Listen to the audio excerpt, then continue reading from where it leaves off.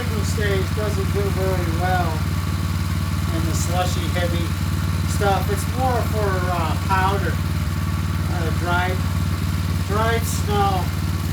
I'm going to have to finish it off, this driveway off with my 928 with the impeller kit. I just wanted to show, you know, how this does in the really wet, slushy stuff.